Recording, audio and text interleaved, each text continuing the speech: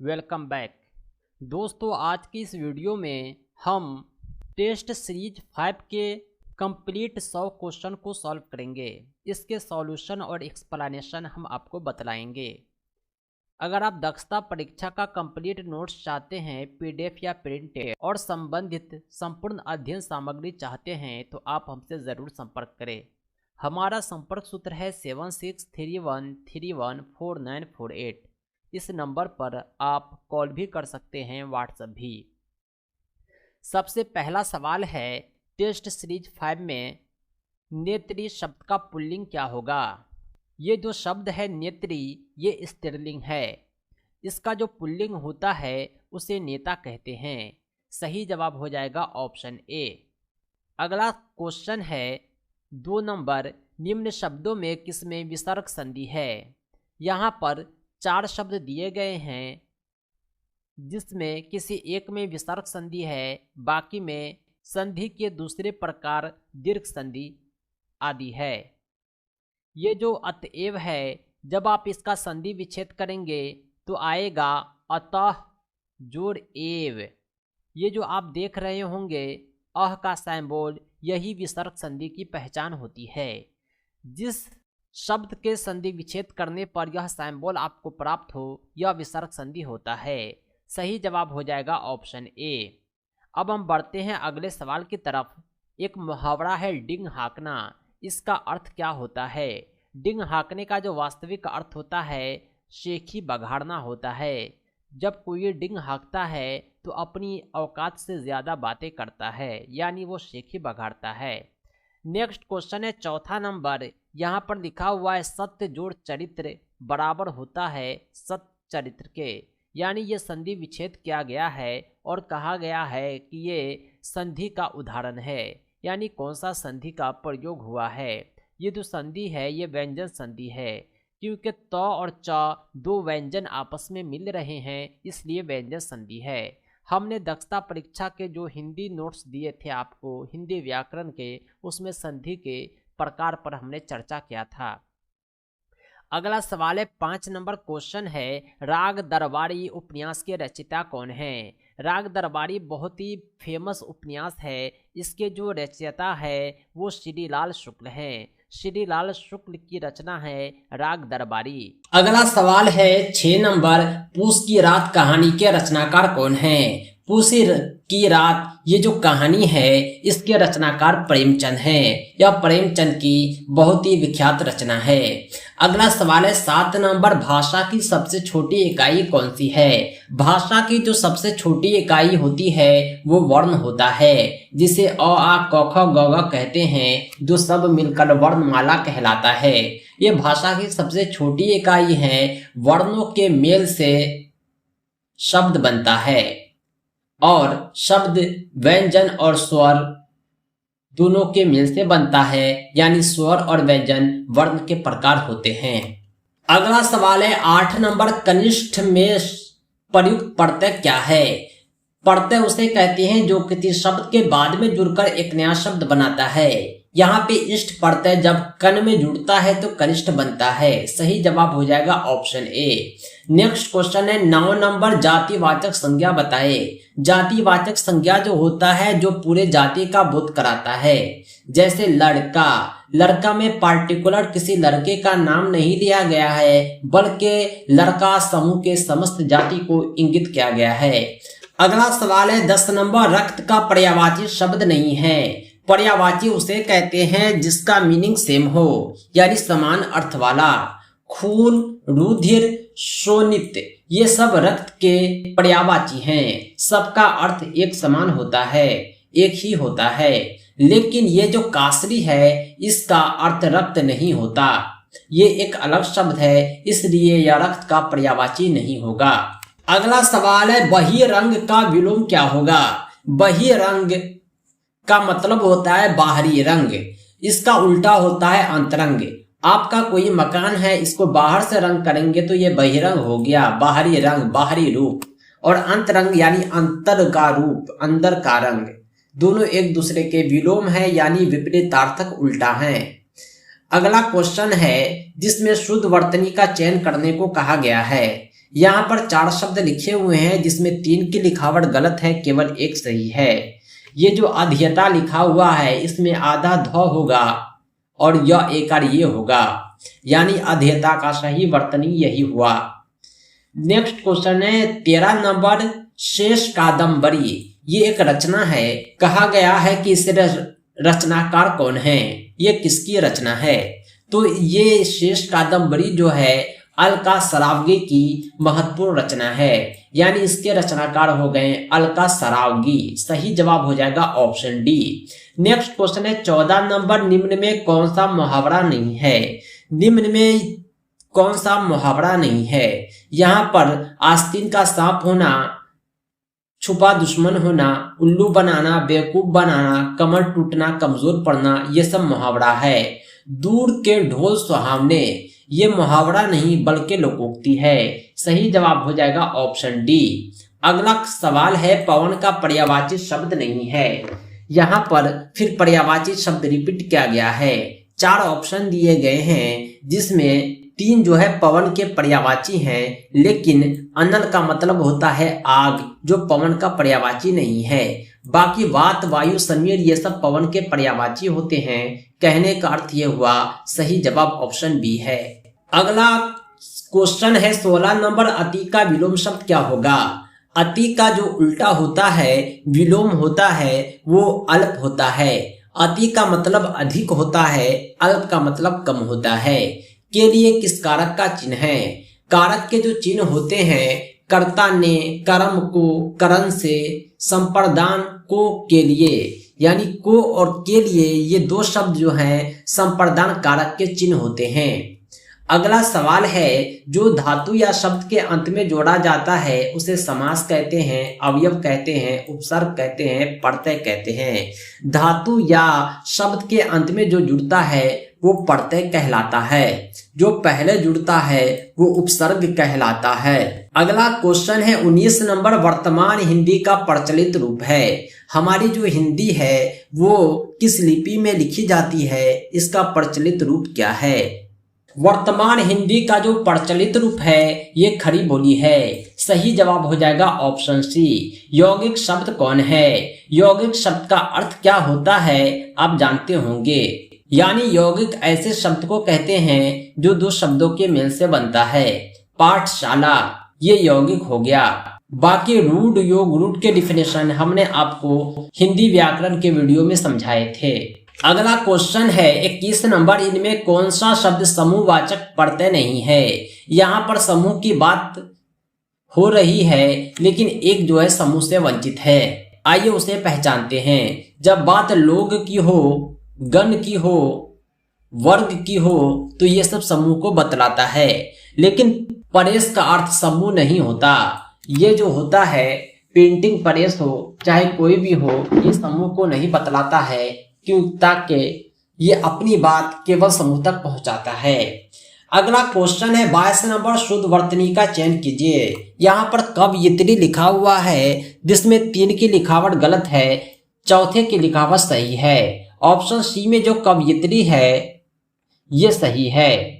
अधः जो गति, अद्योगति किस संधि का उदाहरण है? ऊपर एक और सवाल था उसमें हमने आपको समझाया था, जहां पर 2 बिंदु यानी अह का सिंबल हो ये विसर्ग संधि कहलाता है, क्योंकि ये सिंबल ही विसर्ग को बतलाता है। नेक्स्ट क्वेश्चन है 24 नंबर, निम्न में कौन आश्चर्य, शोक, घृणा, प्रशंसा आदि का भाव बोध करता है?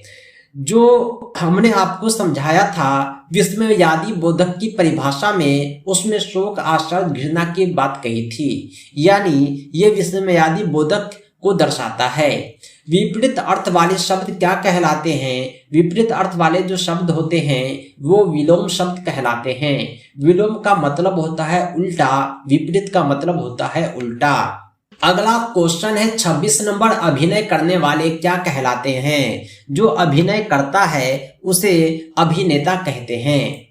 अगला क्वेश्चन है 27, कौन से समास में सभी पद प्रधान होते हैं? समास के बहुत सारे प्रकार होते हैं लेकिन द्वंद्व समास जो होता है उसमें दोनों पद प्रधान होते हैं। इसका उदाहरण होता है माता पिता, रात दिन, इसमें दोनों पद जो है प्रधान है। बीच में हाइफन का सिंबल आएगा, ये इसकी पहचान है।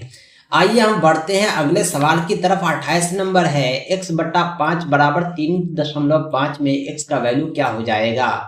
यहाँ पर ये भाग में है और बराबर के इस साइड 3.5 है। x का वैल्यू पता करने के लिए आप जो है 5 से 3.5 को गुना करेंगे। जब 5 से 3.5 को गुना करेंगे तो आपको 17.5 प्राप्त होगा, क्योंकि 5 तिया 15 होता है और 0.5 को 5 से गुना करेंगे तो 2.5 आएगा, जो 15 में जुड़कर 17.5 पूरा करता है। सही जवाब हो जाएगा ऑप्शन ए। अगला क्वेश्चन है 29 सरल रेखा पर बने कोण का मान क्या होगा। ये आप देख रहे हैं, ये सरल रेखा है, इस पर जो कोण बनता है ये 180 डिग्री होता है। सही जवाब हो जाएगा ऑप्शन सी। अगला क्वेश्चन है 15,1515 का प्रतिनिधित्व करता है। 15,1515 को आप किस प्रकार लिखेंगे, आइए हम देखते हैं। यहाँ पर हमने लिखने का प्रयास किया है, आप देख पा रहे होंगे 15,000 को एक बार लिखा, 1500 को एक जगह, 15 को एक जगह, सबको जब आपस में जोड़ देते हैं तो 16,515 आता है। क्योंकि ये जो 1500 है 1,500 है, 1,000 15,000 में जुटकर 16,000 होता है और 515 एक जगह जमा हो जाएगा, यानी सही जवाब अब हम पता कर सकते हैं। अगला सवाल है 31 नंबर, निम्नलिखित में कौन सी संख्या घटते क्रम में व्यवस्थित है। घटते क्रम का मतलब ये होता है कि सबसे पहले बड़ी संख्या को लिखेंगे, फिर उसके बाद उससे छोटी, फिर उसके बाद उससे छोटी, अंत में सबसे छोटी। इसे डिसेंडिंग ऑर्डर कहते हैं और वही क्रम कहते हैं। आइए हम ऑप्शन पे गौर करते हैं। यहाँ पे 9,450 है, उसके बाद 9,405 आता है, उसके बाद 9,045 आता है, अंत में 945 आता है, यानी ये बड़े से छोटी की तरफ व्यवस्थित है, इसलिए ये घटते क्रम में है। सही जवाब ऑप्शन सी। अगला सवाल है 32 नंबर, 35 चॉकलेट को 7 बराबर बच्चों में बांटने हैं, एक बच्चे के हिस्से में कितने चॉकलेट आएंगे। 35 चॉकलेट है, 7 बच्चों में बांटने हैं तो 7 पंचे 35 यानी 5-5 चॉकलेट प्राप्त होंगे। सही जवाब है ऑप्शन बी। 33 नंबर क्वेश्चन है 11 सैकड़ा 11 दहाई 11 इकाई को अंकों में कैसे लिखेंगे।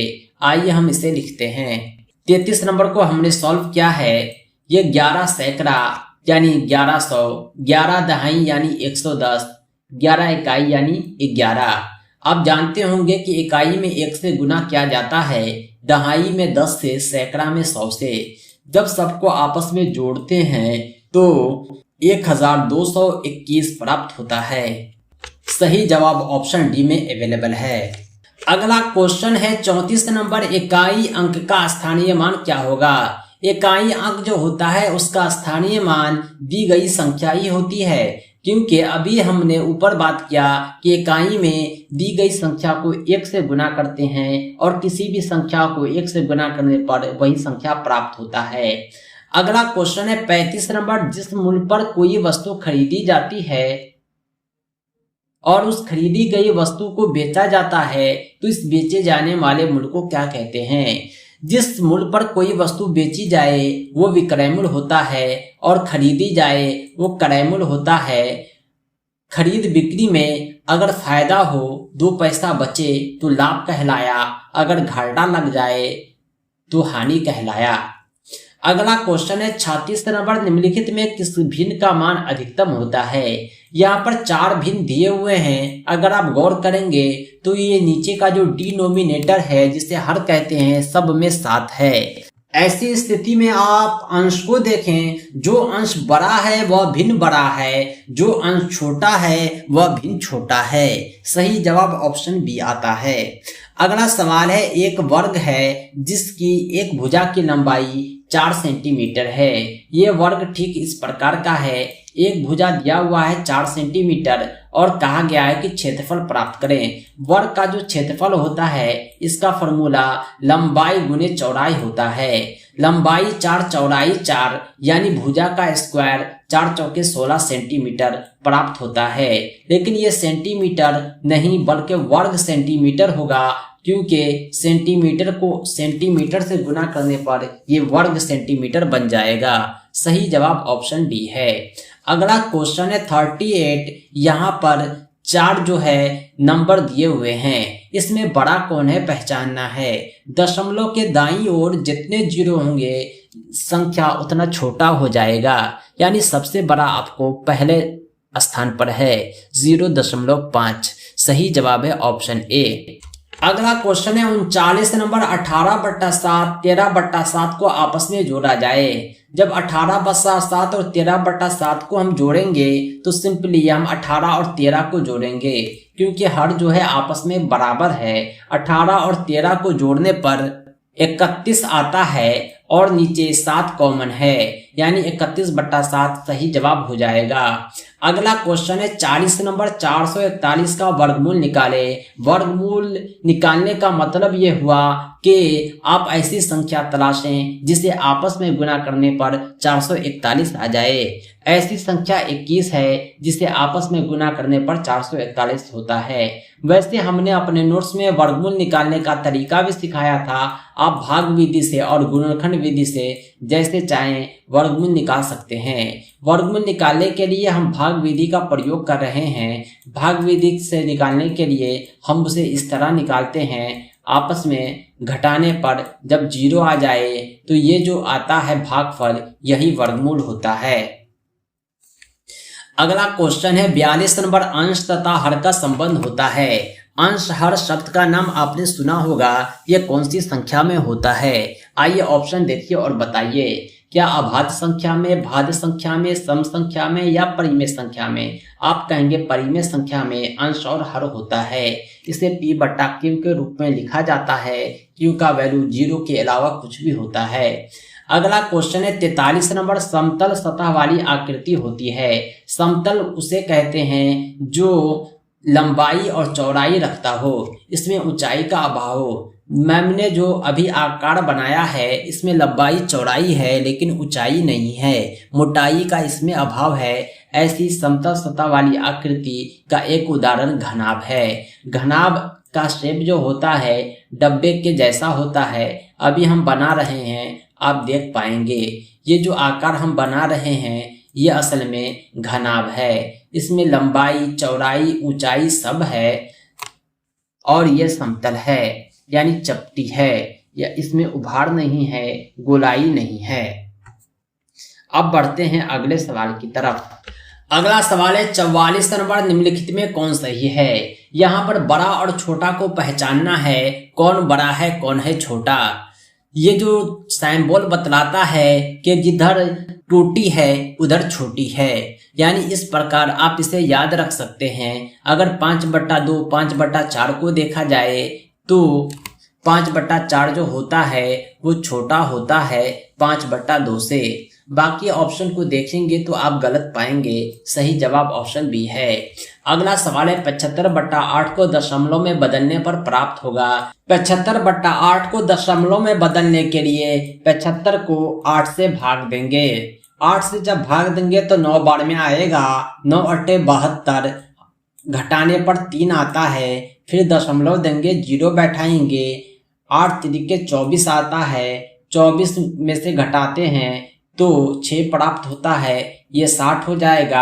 8 × 7 56 हो जाएगा।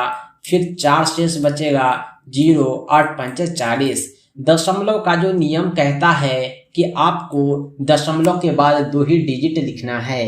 तीसरा डिजिट अगर 4 5 या उससे ज्यादा हो तो एक इस डिजिट में जोड़ दीजिए, ठीक पड़ोस के डिजिट में, अन्यथा इसे इग्नोर कीजिए। 5 जो है 4 से ज्यादा है, इसलिए हम 7 को 8 बना देंगे, यानी 9.38 दशमलव में बदलने पर प्राप्त होता है। अगला क्वेश्चन है 46 नंबर 8 18 24 का लघुत्तम समापवर्तक हो जाएगा। लघुत्तम समापवर्तक निकालने के हमने 2 तरीके बताए थे। अभाज्य गुणनखंड विधि से हमने इस तरीके का प्रयोग किया था। 8 18 24 तीनों का इंडिविजुअली अभाज्य गुणनखंड निकालेंगे। उसके बाद हम देखेंगे कि कौन सी संख्या है जो सब में कॉमन है, तो हमें प्राप्त होता है कि 1 to 2 जो है सब में रिपीट हुआ है।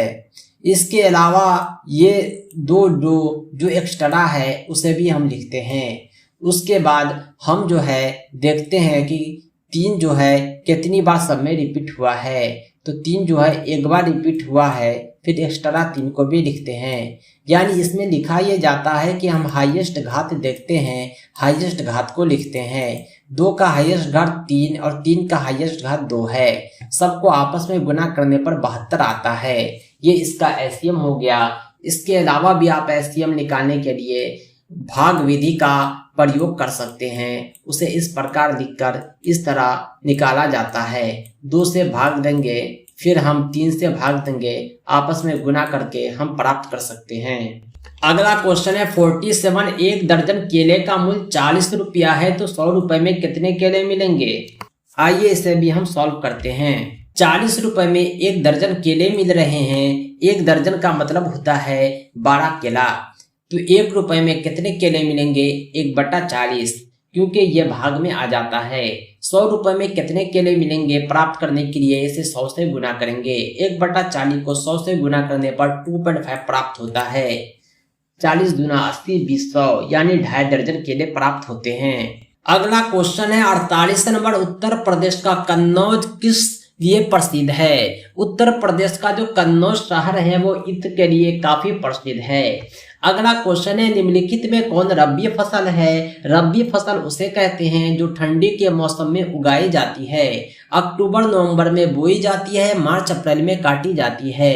रबी फसल इसमें जो है चना है। चना की खेती ठंडी के मौसम में होती है। इसकी खेती में ज्यादा पानी की आवश्यकता नहीं होती। अंश सभी फसल जो है खरीफ है। अपघटक जीव का उदाहरण क्या है? अपघटक जीव ऐसे जीव को कहते हैं जो सड़े गले को खाकर मिट्टी बना देते हैं। ये कवक उदाहरण है इसका। वेलक्रो का इस्तेमाल कहाँ होता है? वेलक्रो उसे कहते हैं जो चिपकाने के काम आता है। इसका उपयोग बस्ते में, जूते में, छाते में होता है। अगला सवाल है निम्न में कौन भारतीय खाद्य पदार्थ नहीं है? हमारे देश का जो प्रचलित खाद्य पदार्थ है उसमें आलू नहीं है। ये जो है पुर्तगाल का फसल है। ये भारत में लाया गया था पुर्तगालियों के द्वारा, वहीं से इसकी खेती शुरुआत होती है। अन्य सभी हमारे देश के खाद्य पदार्थ हैं। अगला सवाल है मादा एनोफिलीज मच्छर के काटने से कौन सी बीमारी होती है? जब मादा एनोफिलीज मच्छर काटता है तो मलेरिया होता है। अगला क्वेश्चन है 54 प्रकाशीय ऊर्जा को रासायनिक ऊर्जा में कौन बदलता है? प्रकाशीय ऊर्जा को रासायनिक ऊर्जा में हरे पादप बदलते हैं। ये प्रकाश ऊर्जा से अपने भोजन को बनाते हैं और रासायनिक ऊर्जा में परिवर्तित कर देते हैं। नेक्स्ट क्वेश्चन है 55 नंबर। किशोर को सचेत रहना चाहिए कि वह क्या खा रहे हैं। ऐसा किस लिए? क्योंकि किशोर जो होते हैं वे शरीर में तीव्र गति से होने वाली वृद्धि के लिए उचित आहार की आवश्यकता महसूस करते हैं। इसलिए उन्हें अच्छे खाने पीने मिलने चाहिए ताकि किसी भी प्रकार से उसकी वृद्धि प्रभावित न हो। नेक्स्ट क्वेश्चन है 56 नंबर। पारिस्थितिक तंत्र में ऊर्जा का प्रवाह का प्रमुख स्रोत क्या है? पारिस्थितिक तंत्र में जो ऊर्जा का प्रवाह होता है उसका मुख्य स्रोत सूरज होता है।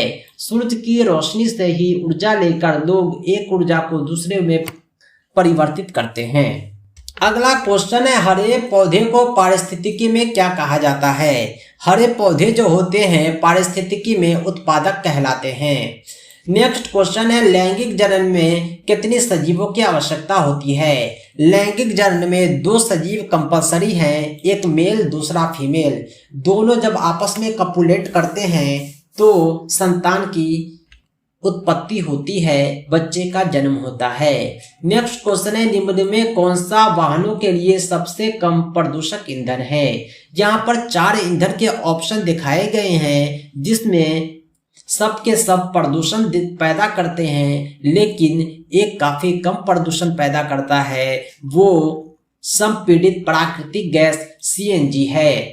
सीएनजी जो होता है प्रकृति का मित्र माना जाता है, नेचर फ्रेंडली होता है।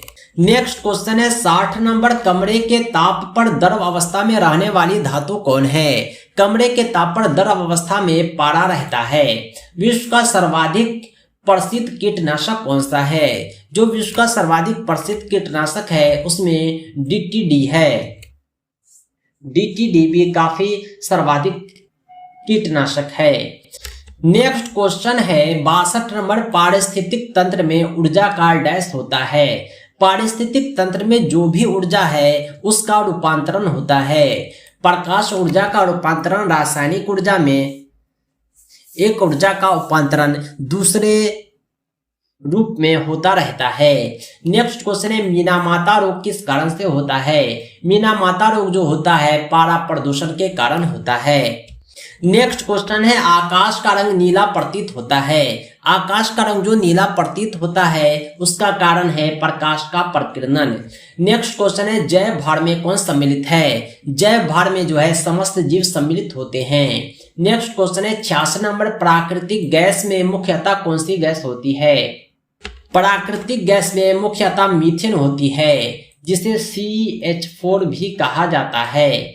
अगला सवाल है पहाड़ों पर काफी नमी व जल होता है फिर भी यहाँ मरुद्भिद क्यों होते हैं? पहाड़ पर काफी नमी और जल होने के कारण भी मरुद्भिद होते हैं। इसका कारण यह है कि ढलानों के कारण जो है पानी बह जाता है और पौधे द्वारा उपयोग में नहीं लाया जाता। इसी कारण से मरुद्भिद होता है, मिट्टी का कटाव होता है। नेक्स्ट क्वेश्चन है 68 नंबर, खाना पकने के लिए सबसे अच्छा ईंधन कौन सा है? अगर आपको खाना बनाना है तो सबसे बेहतर ईंधन LPG को माना जाता है। किस देश में सर्वाधिक अम्लीय वर्षा होती है? सर्वाधिक अम्लीय वर्षा जो होती है उसमें पानी नहीं बल्कि एसिड बरसता है, तेजाब जिसे आप कहते हैं। ये जो होता है नॉर्वे में होता है। जो देश जितना वैज्ञानिक रूप से डेवलप है वहाँ अम्लीय वर्षा काफी ज्यादा होती है, क्योंकि विज्ञान जब डेवलप होता है तो पर्यावरण का कहीं ना कहीं ह्रास होता है। अगला क्वेश्चन है पारिस्थितिक तंत्र के जैविक व अजैविक घटकों को कौन जोड़ते हैं? पारिस्थितिक तंत्र के जैविक और अजैविक घटकों को अकार्बनिक पदार्थ जोड़ते हैं। नेक्स्ट क्वेश्चन है 71 नंबर, निम्नलिखित बलों में कौन असंपर्कित बल है? यहाँ पर 4 बल है जिसमें 3 जो है। नेक्स्ट क्वेश्चन है 71 नंबर, निम्नांकित बलों में कौन संपर्कित बल है? यहाँ पर जो 3 बल दिए हुए हैं इस को लगने के लिए किसी भी प्रकार के संपर्क की आवश्यकता नहीं होती। दो वस्तु आपस में संपर्क में न हो फिर भी बल लगता है, लेकिन स्थिर वैद्युत बल्ब तभी लगेगा जब दो वस्तु संपर्क में रहता है। सही जवाब ऑप्शन सी है। अगला सवाल है 72 नंबर, CNG का फुल फॉर्म क्या है? CNG का मतलब होता है कंप्रेस्ड नेचुरल गैस। CNG का फुल फॉर्म हो जाएगा कंप्रेस्ड नेचुरल गैस। सही जवाब ऑप्शन बी है। नेक्स्ट क्वेश्चन है हरे पादप भोजन श्रृंखला के किस स्थान पर होते हैं? हरे पादप जो होते हैं भोजन श्रृंखला में प्रारंभ स्थान पर होते हैं। हरे पौधे जो होते हैं अपना भोजन खुद बनाते हैं और किसी को नहीं खाते, इसलिए यह प्रारंभ स्थान पर है।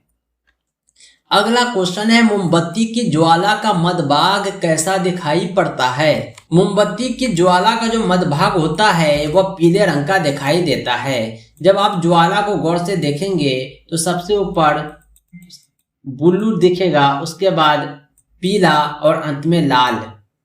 निम्नांकित में सबसे प्रबल लवण कौन है? 4 लवण दिए हुए हैं, इसमें प्रबल कौन है? सबसे प्रबल जो होता है वो NaCl होता है, सोडियम क्लोराइड। अगला क्वेश्चन है हरे पौधे सूर्य प्रकाश को किसमें बदलते हैं? हरे पौधे जो होते हैं वे सूर्य प्रकाश को रासायनिक ऊर्जा में बदलते हैं। अगला क्वेश्चन है ताजमहल को क्षति पहुंच रही है। ताजमहल को क्षति पहुंचने का जो प्रमुख कारण है वो अम्लीय वर्षा है। नेक्स्ट क्वेश्चन है इनमें कौन भारतीय संसद के अंग है? भारतीय संसद में राज्यसभा, लोकसभा, राष्ट्रपति तीनों इंक्लूड होते हैं। सही जवाब है इनमें सभी। नेक्स्ट क्वेश्चन है कक्षा में भाषा की देश के प्रति देश बनकर उनका उपयोग भाषा शिक्षण में करना चाहिए। ऐसा इसलिए कि यह विविधता संवेदनशील है, इसलिए भाषा का प्रयोग जो है देश के प्रति करना चाहिए। नेक्स्ट क्वेश्चन है 80 नंबर, कहानी सुनने से क्या होता है? कहानी सुनने से बच्चों की कल्पना शक्ति और चिंतन शक्ति का विकास होता है। सही जवाब है ऑप्शन सी।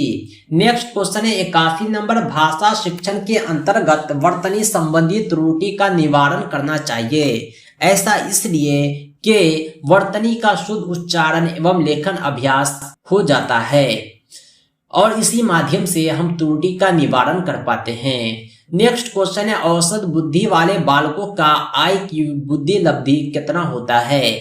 जो औसत बुद्धि वाले बच्चे होते हैं उसका IQ जो होगा वो एवरेज 90 से 109 के बीच में होगा। नेक्स्ट क्वेश्चन है किस व्यवहारवादी का मानना है कि अन्य व्यवहारों की भांति भाषा भी क्रिया प्रसूत अनुबंधन द्वारा सीखी जाती है? यह जो रूल देने वाले मनोवैज्ञानिक थे उसका नाम था स्किनर। ये स्किनर का विचार थे कि अन्य व्यवहारों की भौतिक भाषा भी क्रिया प्रसूत अनुबंधन द्वारा सीखी जाती है। नेक्स्ट क्वेश्चन है 84 नंबर, रूपा बड़े समूह के सामने अपनी बात कहते समय अटकती है। एक शिक्षक के रूप में हम उसकी कैसे सहायता करेंगे?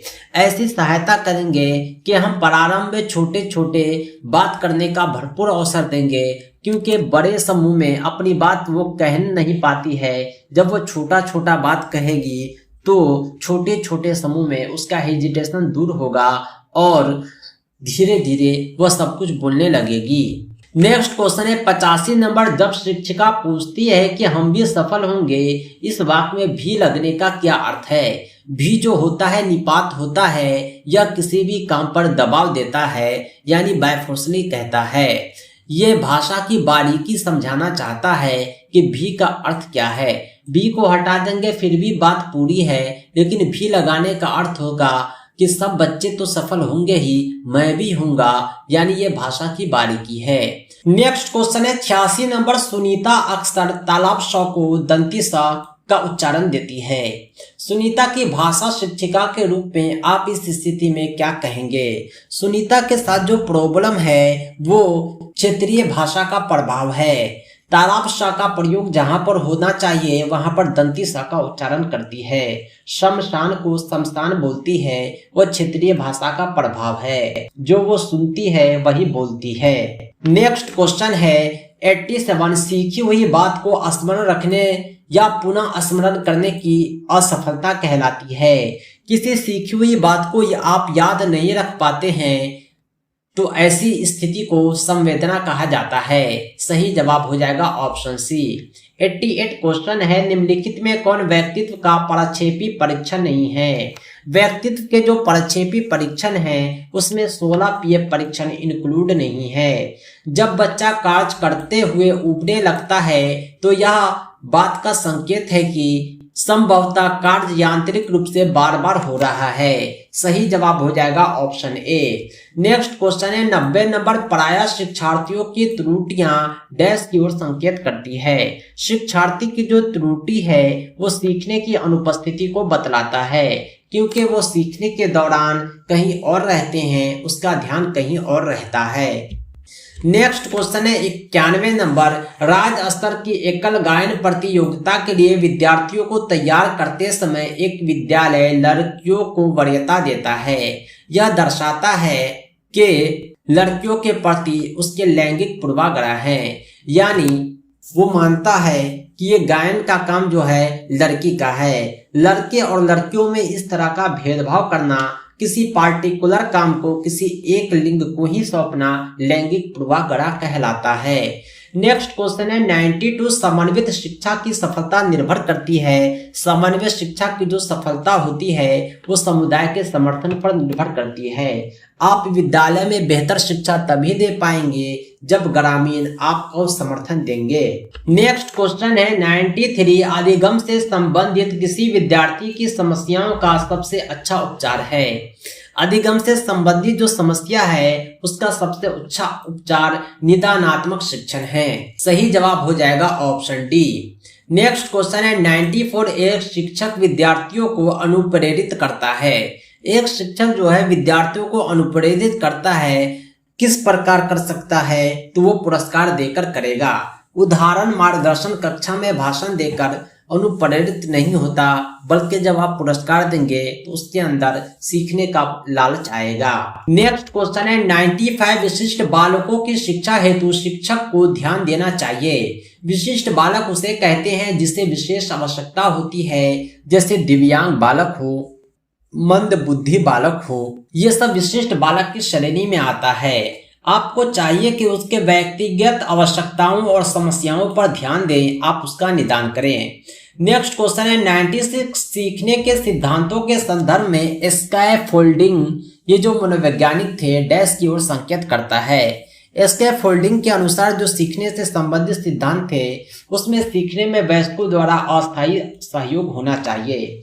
यानी आपके बच्चे हैं, आप उससे सहयोग करेंगे तो वो आसानी से सीखेंगे, क्योंकि बच्चे अनुकरण करके सीखते हैं, आपको देखेंगे फिर सीखेंगे। नेक्स्ट क्वेश्चन है 97 मैडम चाय खाती है, यह वाक्य क्या बतलाता है। इस वाक्य से स्पष्ट होता है कि वाक्य विन्यास की दृष्टि से सही है, लेकिन अर्थ विज्ञान की दृष्टि से गलत है। आप समझ गए कि बोलने वाला क्या बोल रहा है। चाय खाया नहीं जाता बल्कि पिया जाता है, यही अर्थ विज्ञान कहलाता है।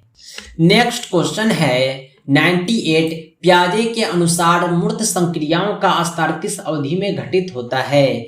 पियाजे के अनुसार मूर्त संक्रियाओं का अवसर 7 से 11 वर्ष की अवधि में घटित होता है। नेक्स्ट क्वेश्चन है बालक में अपराधी प्रवृत्ति के विकसित होने का मुख्य कारण क्या है। बालक में जो अपराधी प्रवृत्ति आ जाता है उसका कारण उसका पारिवारिक वातावरण ही होता है। चोर के घर का बच्चा ज्यादा चांस है कि चोर ही बनेगा अगर उसे बाहरी वातावरण प्रभावित न करे। नेक्स्ट क्वेश्चन है पर्यावरण अध्ययन में संकल्पनाओं और मुद्दों को विज्ञान और सामाजिक विज्ञान विषय के रूप में रखा गया है, ऐसा क्यों। ऐसा इसलिए कि इस आयु वर्ग में बच्चे अपने परिवेश को समग्र रूप में देखते हैं, क्योंकि पर्यावरण में परिवेश की ही शिक्षा दी जाती है। दोस्तों ये थे 100 प्रश्न जो टेस्ट सीरीज 5 से लिए गए थे। इस तरह के हमने 5 टेस्ट दिए हैं, आगे भी टेस्ट जारी रहेंगे। हम टेस्ट संडे देते हैं, OMR शीट पर लिए जाते हैं। दोस्तों इसी तरह के हेल्पफुल वीडियो के लिए, कंप्लीट तैयारी के लिए, प्राइवेट वीडियो के लिए आप हमसे संपर्क कर सकते हैं। हमारा संपर्क सूत्र है 7631314948। इस नंबर पर आप कॉल भी कर सकते हैं, व्हाट्सएप भी।